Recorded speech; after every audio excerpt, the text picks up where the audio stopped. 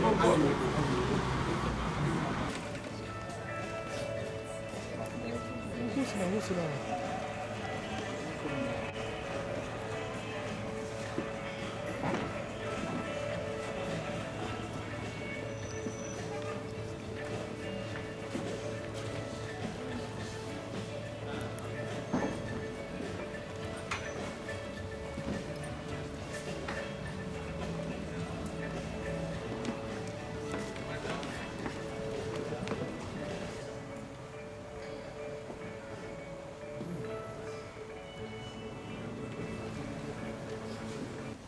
you very much for your everything is, ladies and gentlemen, it is my honor to introduce somebody who is extremely difficult to introduce by all of his achievements, status, and everything that goes about him. I think I've gathered the courage to do it, and I want to do it. The person I want to introduce this morning is a traditional ruler, intellectual, academician, an icon of statistics.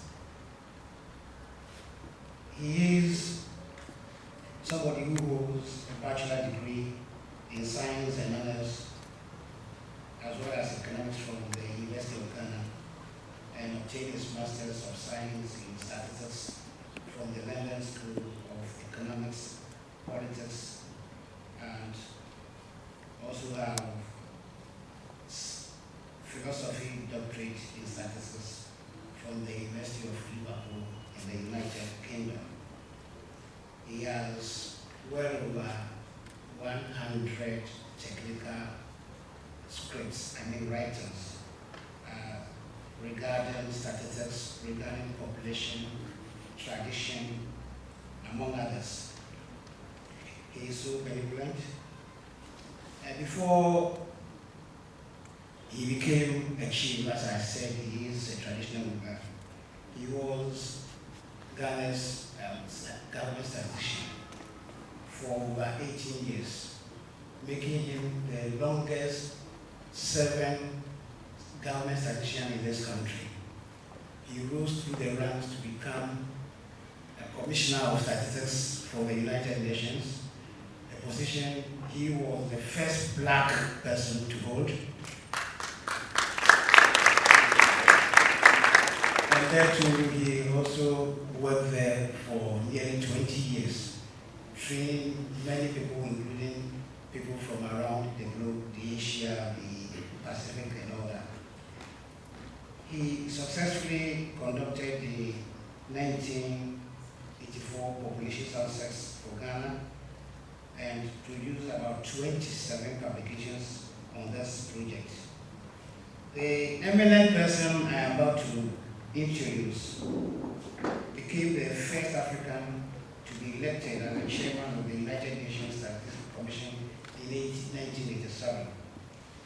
He has also served on a number of important committees around the globe, but I will limit myself to those that I have here in Ghana, and that includes the Constituent Assembly in 1978, the Council of State, member, National House of Chiefs member, National Development Planning Committee, National Population Council, the Water River Authority, Community Water and Sanitation, National Judicial Review Committee, Traditional Adjudication Committee, the Ghana East Commission. I think I have to stop here because the list is endless. And he served also as a member of the Tripartite Committee and also the chairman of the Technical Committee for 16 years. On the 14th of May 2016, the United Nations honored him among two other people around the globe who had endeared themselves and distinguished themselves in world population and statistics issues. He has also designed policies, and economic roadmaps for many, many, many countries around the globe. On the occasion of the 70th anniversary of the United Nations, he was among the 33 distinguished people who were also honored. So 3 times in his life, he has been honored by the United Nations. He is the Chancellor of the All Nations University, a university that he initiated and pumped all resources and other things to let it become the university that we have in the Eastern region at the moment. As a traditional ruler, he has also researched well into tradition and instituted the first ever festival for the people of the New Garden traditional area, where he is the paramount chief. And he named the festival Akwantu Kesiye, or the Great Migration. This is historic. He didn't end there. He has written a book, a 420-page book on this festival, a book that has been a bestseller in Ghana and in Africa. He has other books which I want to quickly to go through, and this is the book about the President Obama. He wrote this book about Obama when Obama visited Ghana in Africa, and indicated in the book what the African can do around the globe, what the African can do, quoting the words of Dr. Kwame Nkrumah, saying that it is time for the African to also manage his own affairs. This time, the African is also managing the affairs of the American. He also has a book. Quite recently, we learned this book, and it is in 3 volumes, Development in Unity. This book talks about how we can have a system of development that is root-based, and we don't have to rely on government, we don't have to rely on anybody else, but we ourselves can develop our own selves and our communities. This book has been recently launched. It is on Amazon and other platforms where you can just have a copy. This is just by the way. Ladies and gentlemen, we are about to write the biography of this eminent person. It has been very difficult, extremely difficult to have it done. And just as the man I'm talking about, I need to introduce to you now Professor Emeritus Emmanuel Muti Wati, the New Garden Traditional Area Paramount Chief and the Chancellor of the All Nations University in Korea. Ladies and gentlemen, your chairman, Nana Chairman, your audience. Thank you very much.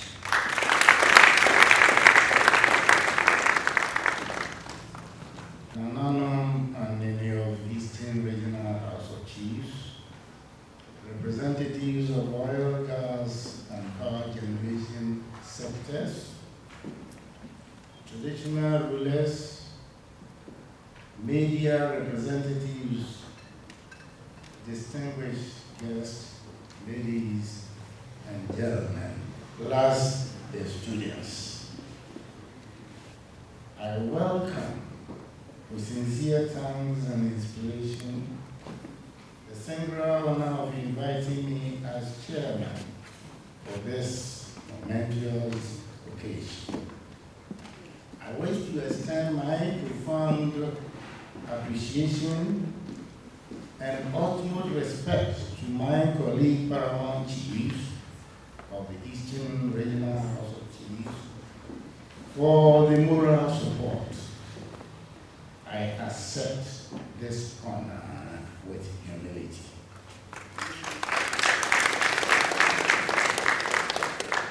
We are assembled here today for the media launch of the second GNPC Nana Sefuriata, the first National Energy Quiz Competition,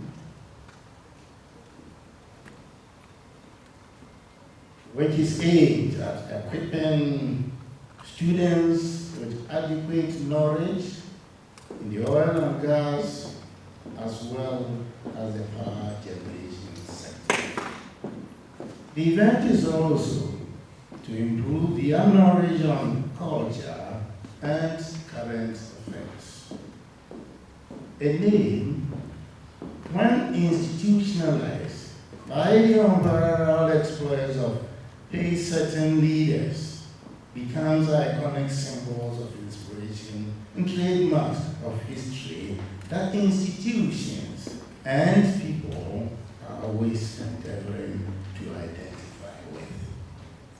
Such leaders do not only inspire us to achieve greater heights in life, but also set the standards of societal conscience and gives us hope that we can rise above our comfort zones. They are the bridges between our past and future, and the signpost of our common humanity. Such is the exploits of Manasseh Ofori-Atta, first in the historical, cultural, and political evolution of Ghana as a nation state. Manasseh Ofori-Atta reigned as Ochehene for 31 years, from 1912 to 1943, remains a giant brand and standard bearer of chieftaincy leadership, a wellspring of knowledge and an icon in the political history and culture of Ghana. It is such a brand of our leadership history that we are humbly borrowing as a shared inspirational foundation of this innovative senior high school SHS quiz competition. If I am to briefly recall some of the most important exploits associated with the name and personality being observed today to redefine new contours of inspiration for the SHS quiz competition and education as a whole, you will appreciate and applaud the foresight of Nanano, Nene, and others who made this significant decision. Manasseh Ofori-Atta had an unwavering faith in education as a tool for progress. Buried 4 years into his slave in 1916, he inspired the formation of the Agrarian Scholars Union with the principal aim of educating the people. He fervently believed in education and was the patron spirit for the education of his people. On his 56th birthday, on 11 October 1937, that is almost 82 years ago, and exactly 5 months to the chair's birthday, Nana Ofori-Atta himself laid the foundation stone to establish the Abuja State College at an estimated cost of 10,000 pounds sterling, or in current terms, 68,000 Ghana cedis, 6.1. In Nana Ofori-Atta, I discovered a companion of common shared values of education. He inspired a quest for Afrocentric education and believed that any education which alienates people from their identity, history, and culture undoubtedly becomes an ideological tool rather than a true and honest education. Ofori-Atta shared a view that Africans must be allowed to hold on to their culture, which was expressed by Governor Gainsborough in 1920 as follows, and I quote, "One of the greatest mistakes of the education in the past has been that it taught the Africans to become a European instead of remaining an African. This is entirely wrong. and the government recognizes it. In the future, our education will aim at making the African remain an African and taking interest in his own country. The Gettysburg Position largely inspired the colonial government's white paper on education released in 1925. The white paper stated that, and I quote, education should be adapted to the mentality, aptitudes, occupations, and traditions of the various people, conserving as far as possible all sound and healthy elements in the fabric of their social life, unquote.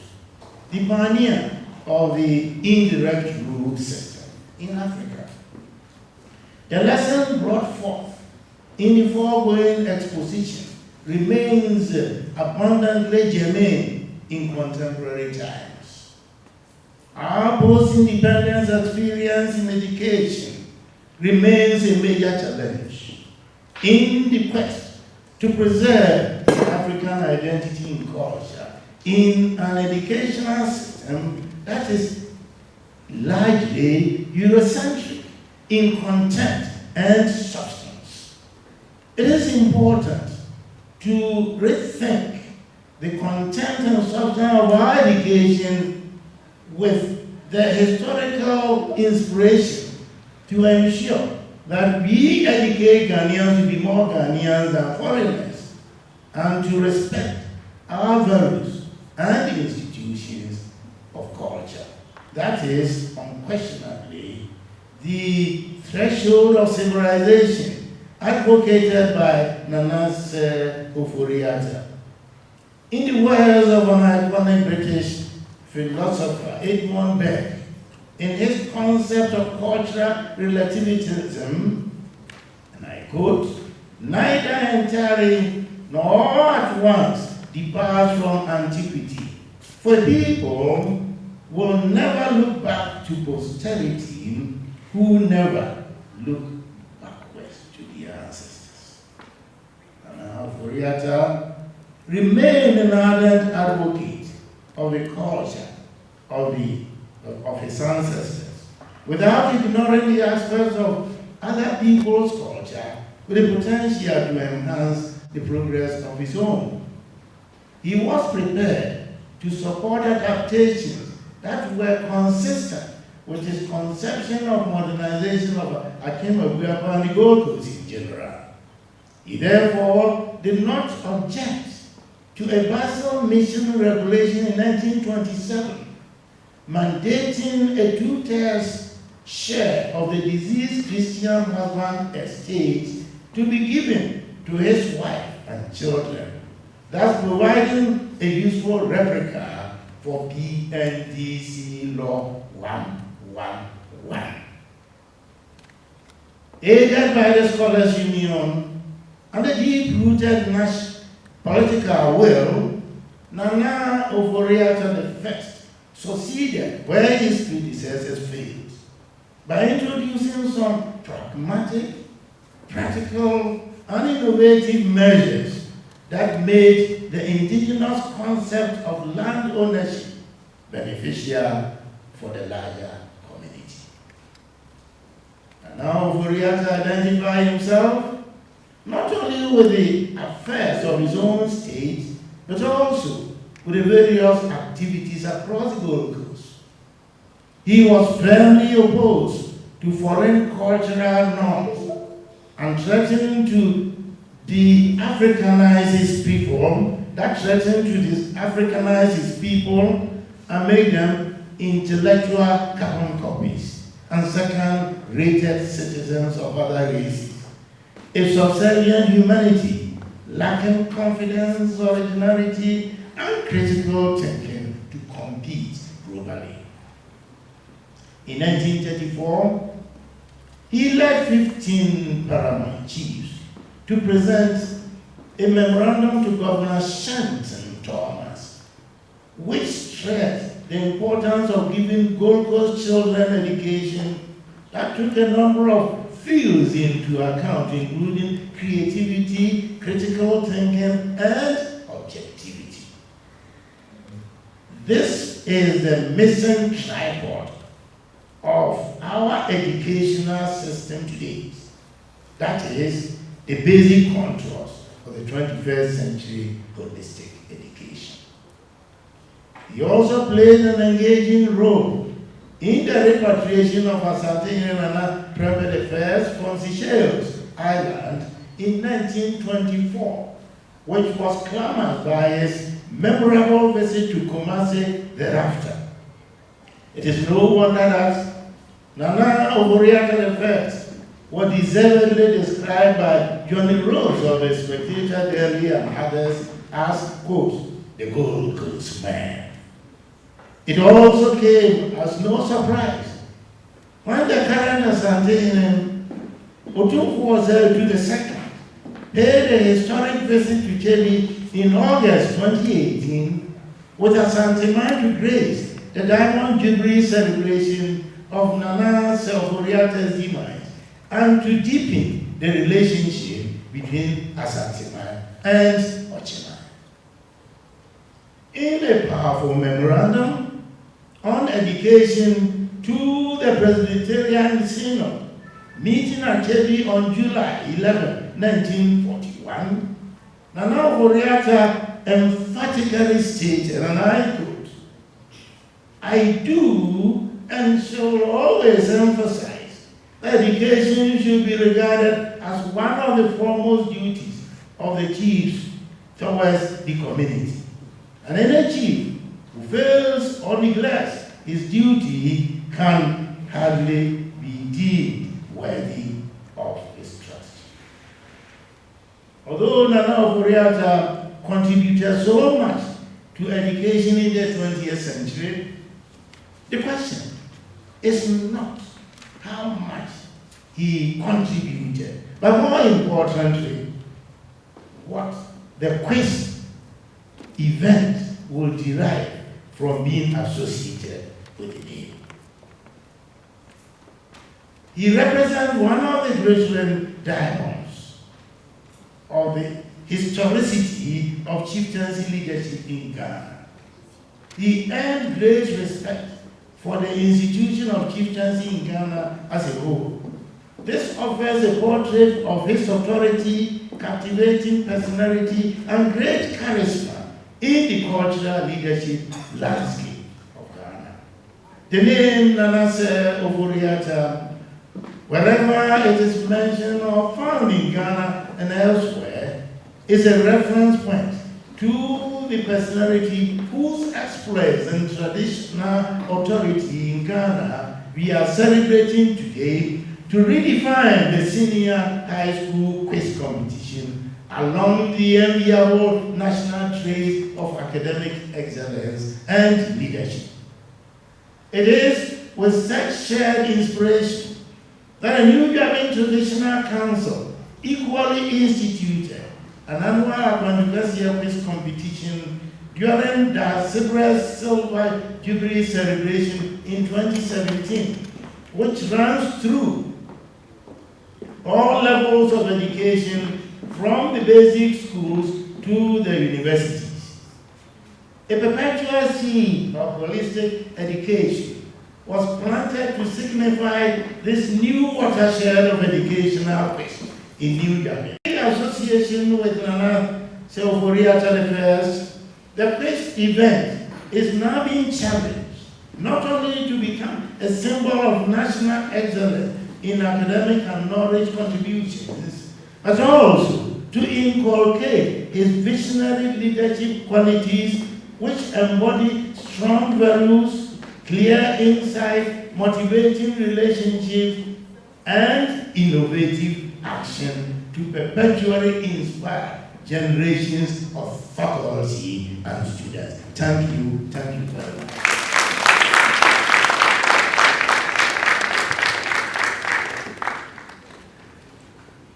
Wow. This must have a lot of research going into this, and Nana has indeed showed that he is a researcher and an academic of very high repute. I want to say, Nana, thank you very much.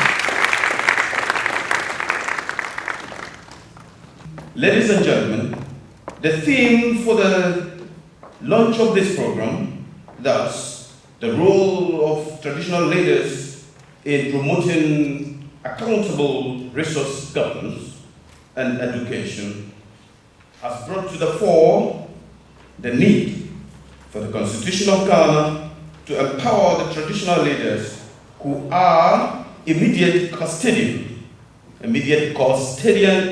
custodians of the country's natural resources and the youth core, so as to avoid futuristic crises as being heard and seen in neighboring countries where such natural resources are found in commercial quantities.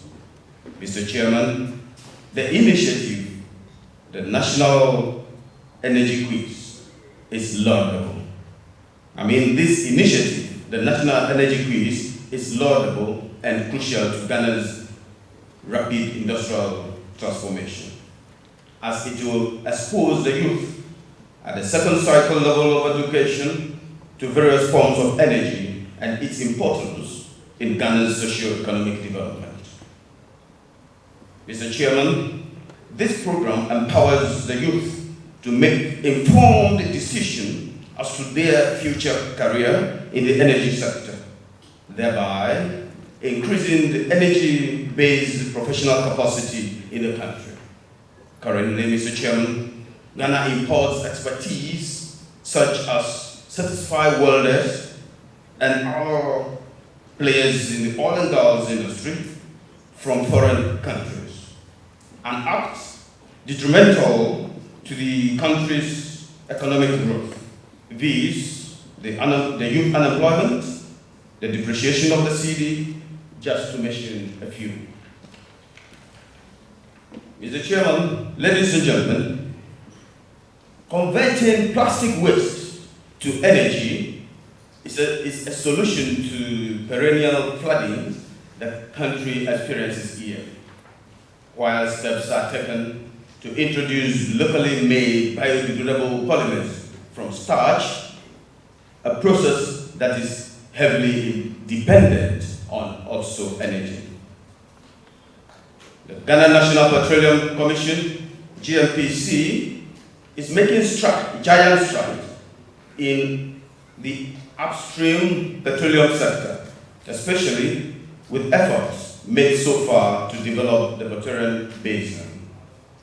Mr. Chairman, for it is true that Ghana must own its own exploratory machinery so as to establish itself in the business of oil and gas exploration.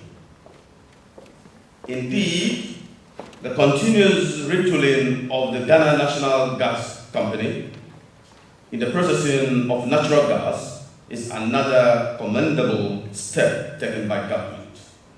This is the value addition chain a country needs to develop. It is also worthy of note that the decision by the Ghana Oil Company, GOIL for that matter, to partner ExxonMobil in order to go into exploration and production of oil could not have come at a better time than now.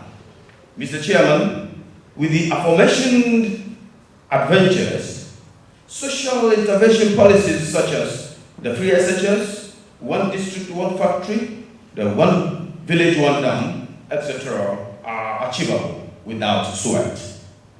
Mr. Chairman, Nananum, it is our anticipation that the National Energy Quiz will serve as a platform for knowledge sharing and also generating enthusiasm among the youth on the energy sector activities. The platform would also link academic knowledge with practical happenings within the energy sector. Mr. Chairman, Nananum Nime Name Ifene, Ministers of State, the media, invited guests, ladies and gentlemen, I end my speech by saying kudos to the organizers of this program. Thank you. Please permit me to extend the best wishes of Mr. Egbert Faber Jr., the Chief Executive Officer of the Petroleum Commission, who would have wished to be here personally, but currently leading a delegation from Ghana to promote Ghana's oil and gas resources in Calgary, Canada.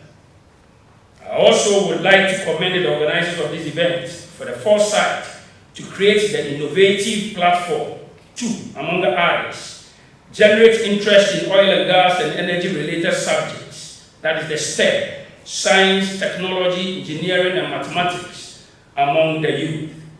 It also further states, increase the stock of knowledge of our young ones and deepen their understanding of this global industry. Also, to help them in making well-informed career choices as they go ahead and progress in life.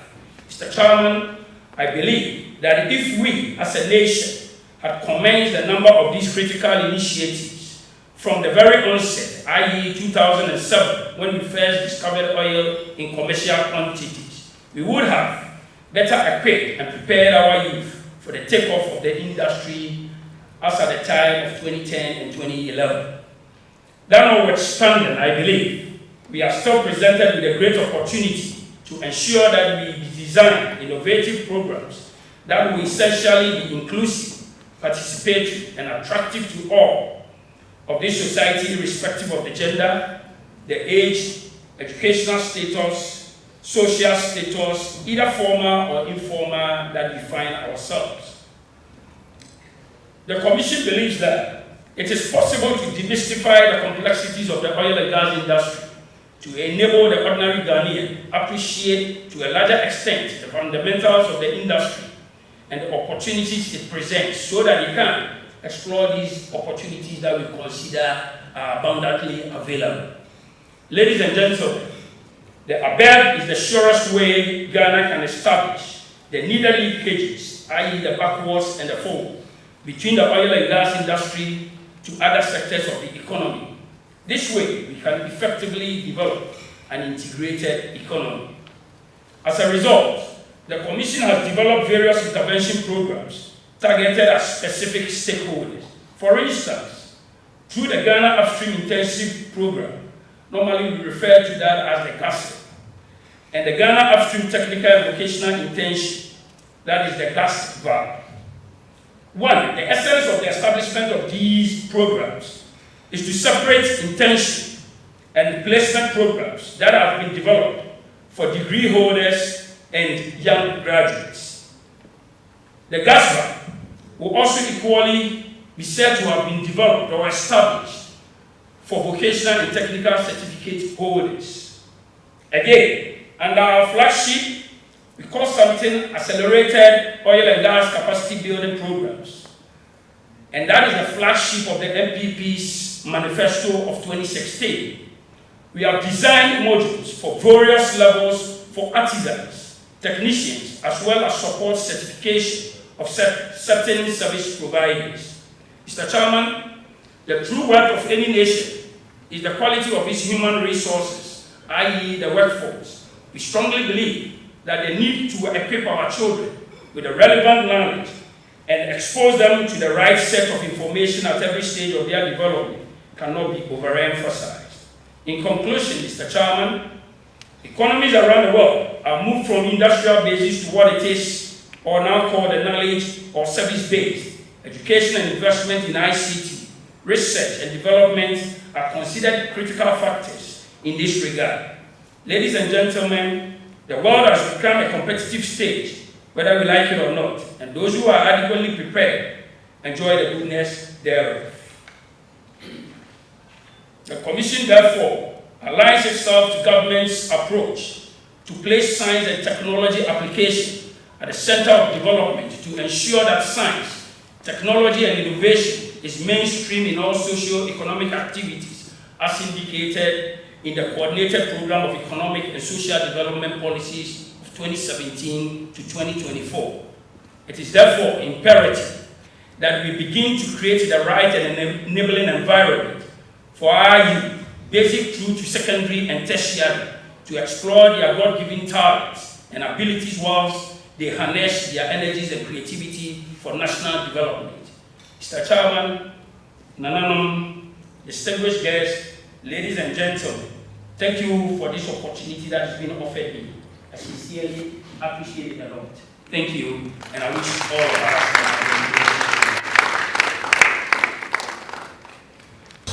government officials, Nananom, our students. I would like to take the opportunity and thank Sibre and the organizers for allowing me to make a comment on what has transpired so far. Sibre has spoken extensively on the role of Nananom historically and to date with regards to education. Our subsequent speakers, including our gentleman, the Deputy Director from Minerals Commission, from Petroleum Commission, has also expounded and expanded on some of the things that Nana touched on, and some of what he delivered also intersected with what Nana Sibre touched on. In this 21st century, we as chiefs, those of us who find ourselves as chiefs, have a duty to continue what our predecessors started. And one of those duties concerns education. And education has evolved from what it was then to what we have today. We are in a very technical world, and the mastery of knowledge that is technical and the techniques that come out of it are what is going to decide the extent to which we advance or we retard our economies, and therefore the effect that that advancement or that retardation will have on us. Government and most governments monopolize the formal education sector. Nevertheless, Nananom still had a role to play in that. And it is that role, that niche, that Nananom must find and must formalize, and then must be able to deliver on that to enable our students, particularly, especially our students, because those are the minds that have so far not been impressed in the technical sense. They are still open to a lot of impression. A lot of our children are still in our formative years. And we need to make the proper sort of impressions on them so that they can compete, thrive, and perhaps even dominate in the technical world that is unfolding before them. I will take a chapter out of my own life that has made an indelible impression, an indelible mental impression on me to this date. When I was in school in England, in primary school, every quarter we would take a field trip to a facility in the south of London, just on the outskirts of London, called Suntrap. Suntrap was what was known as a nature conservancy. It was a purposeful facility set up over a 70-acre parcel of land that supported different ecologies with both flora and fauna. And at that very early age, we were introduced to that ecology.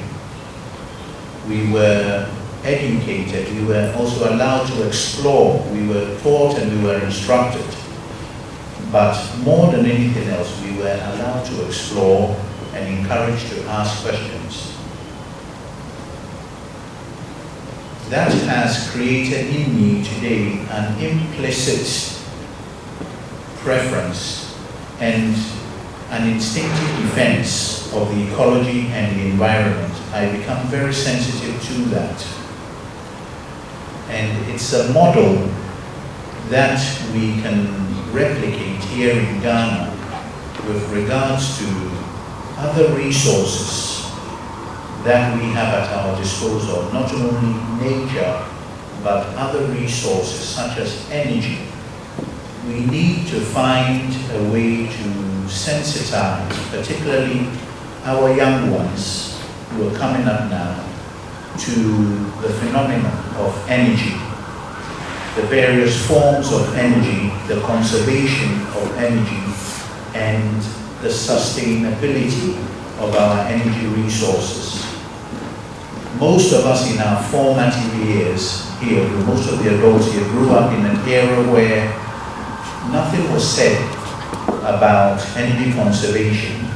Nothing was put out front and center. It's only much later in our lives that noise is now being made about that. But we need to make an effort with deliberate haste to create an environment for our young ones so that they can be sensitized and so that they can implicitly associate with things concerned with energy. Because that is going to be the decider.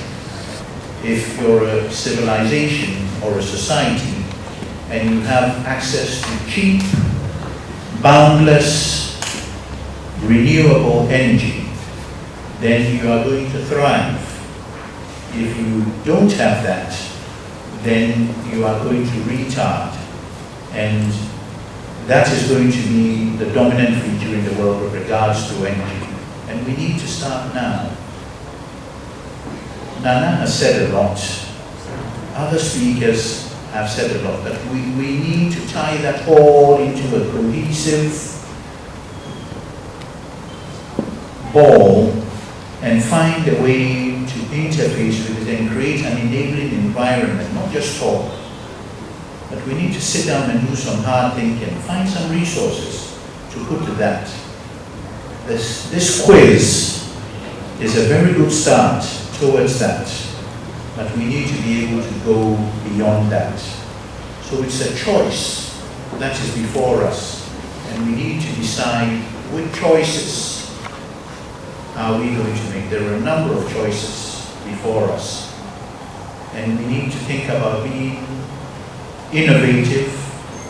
We need to think about doing things that will have impact, and we need to think about things that will have reach, particularly with regards to energy, because that is going to be the decider between economies that thrive and economies that don't.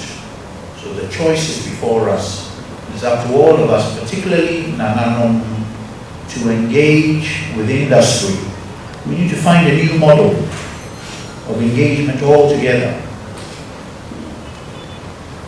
and bring out solutions that will benefit our children, that will benefit us, and that will allow Ghana as a nation state to build and to thrive, to survive and to thrive. So that is the challenge that is before us. We need to begin to ask the right questions. Thank you. Eastern Star Awards last year started a program of first honoring distinguished men and women from the Eastern region who have excelled in various endeavors of their lives. And I must announce here that last year we were able to host the #1 gentleman of the land, the president, whom we awarded last year as the Iputu of the people of Ghana. But that program was one of the biggest gathering of people of the Eastern region, and I must say it was a delight to see us. Though with our diverse culture and our diverse paramountcy, we blend very well to make one of the peaceful regions Ghana has ever hosted. No wonder our symbol is always green, symbolizing our rich culture and our rich agricultural land.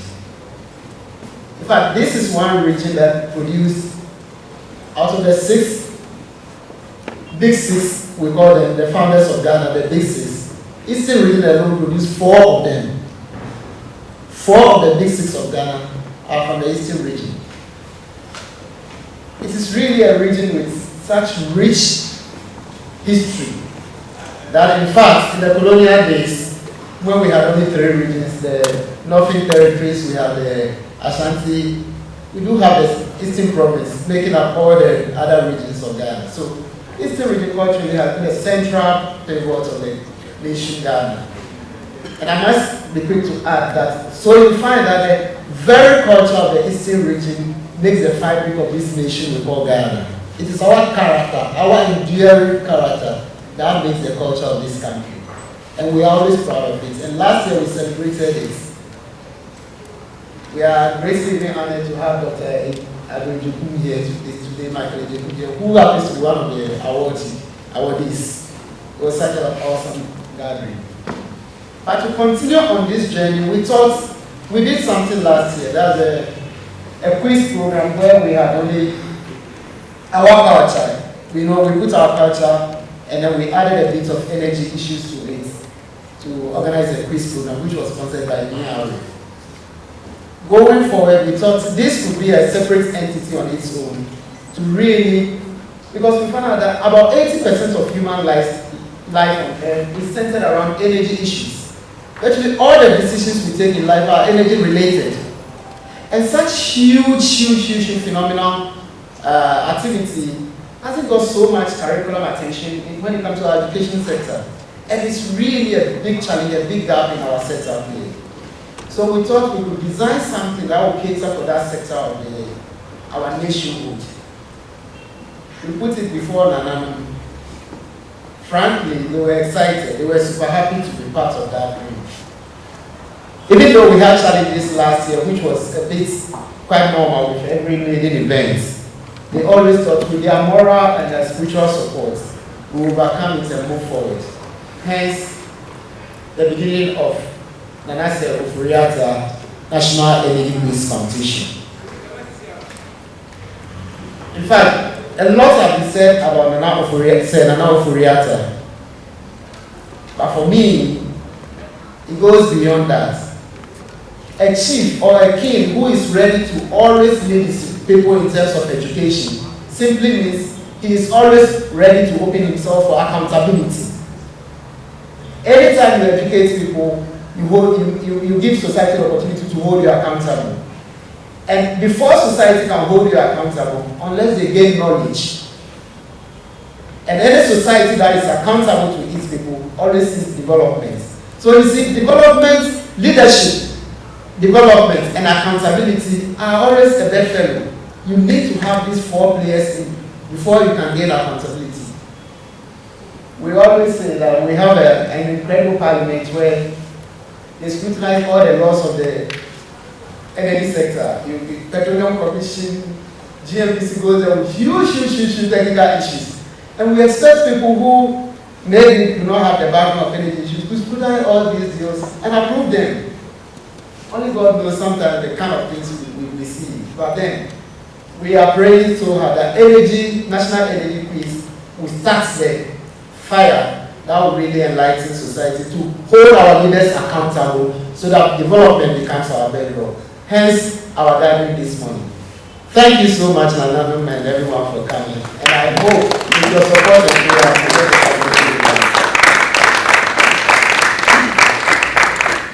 my honors at the moment is to give a summary of what has happened.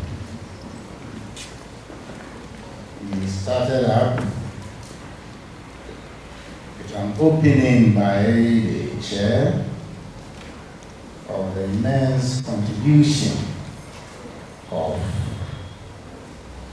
Nana to education. And the fulcrum of our meeting here is on education. How education should be relevant to the socio-cultural development of the nation. That is most important.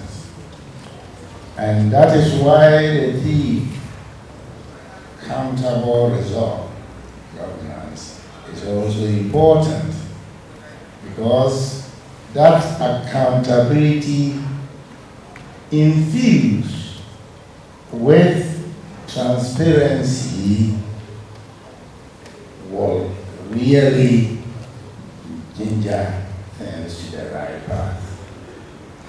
The lead consultant talked about accountable result governance, which he postulated that brings hope to the people. And with hope, you can move forward.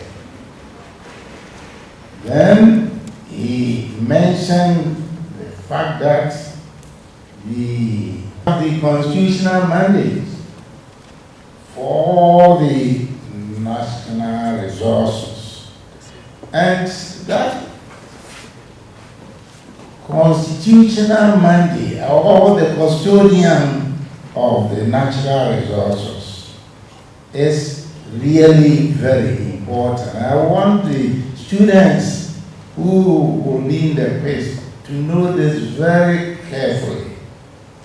You know, you all know that Nananom are the custodian of land. When we say a factor of production, land is a major factor of production. Without land, you cannot move on.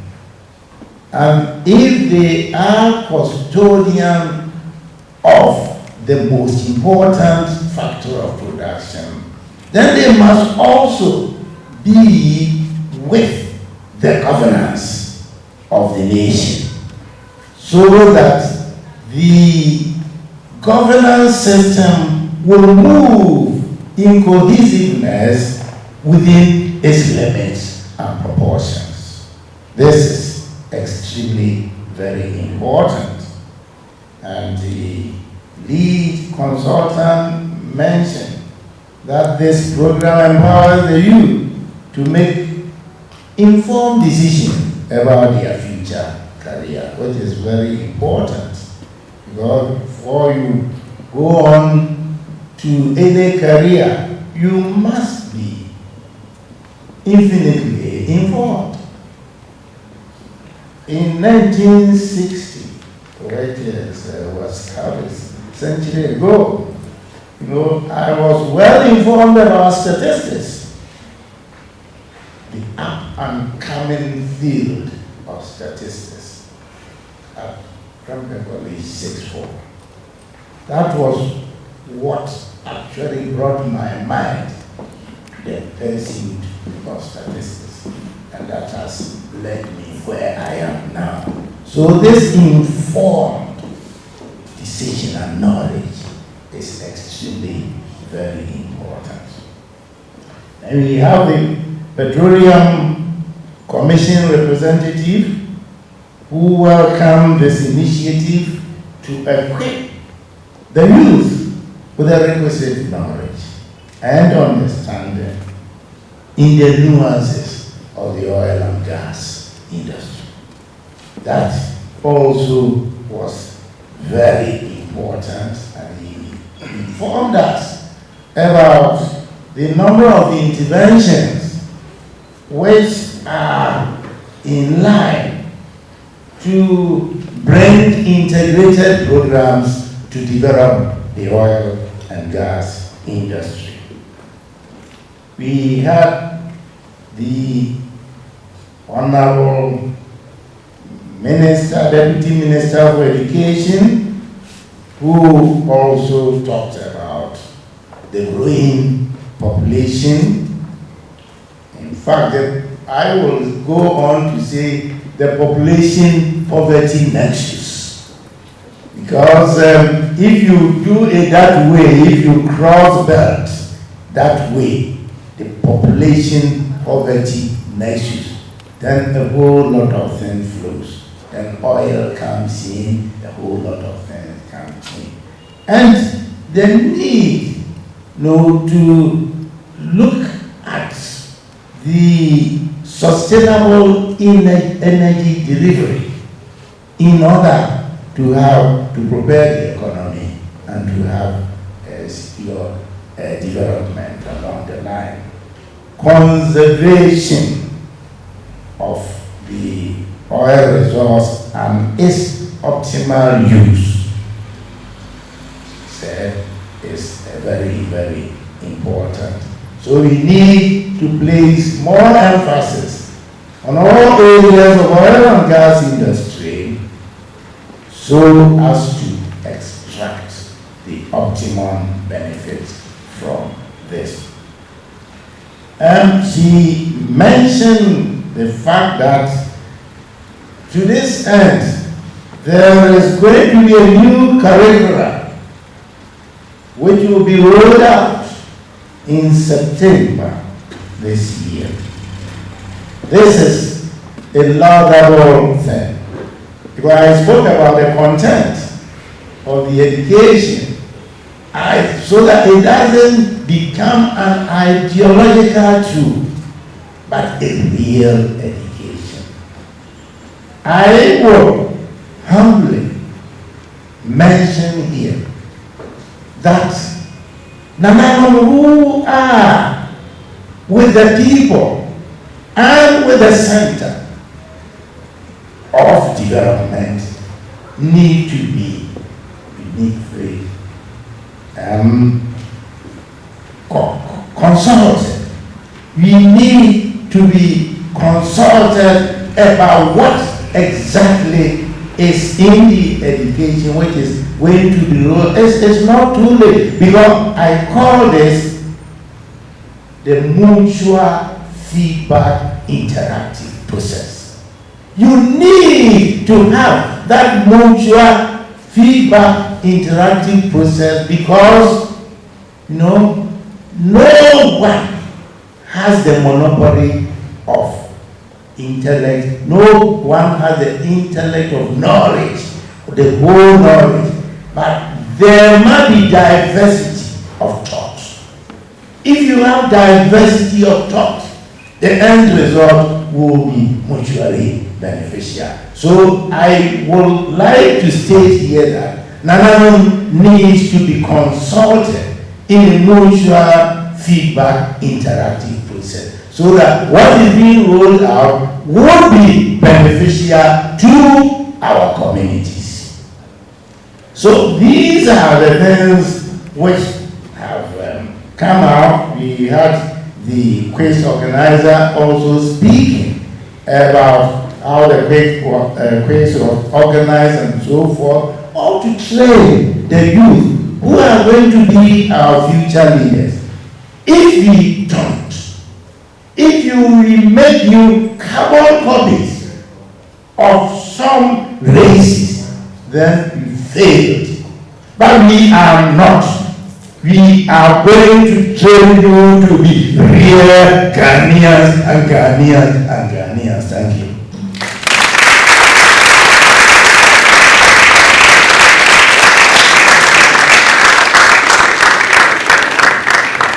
God for what He has done for us. The Methodists will say, Ebenezer, this is how far the Lord has brought us. So shall we possibly give a round of applause to the old man up there? You want to get the impact of the national quest for kids, then it is a matter of improving their knowledge base, to expand their skills, and to be knowledgeable in whatever career they indulge in. Because this will inculcate them the avidity for further learning, the avidity for constant research, and the avidity to really move around, because education has no end. With this, we hope to grow people for the future leadership to sustain the socio-cultural development of the country.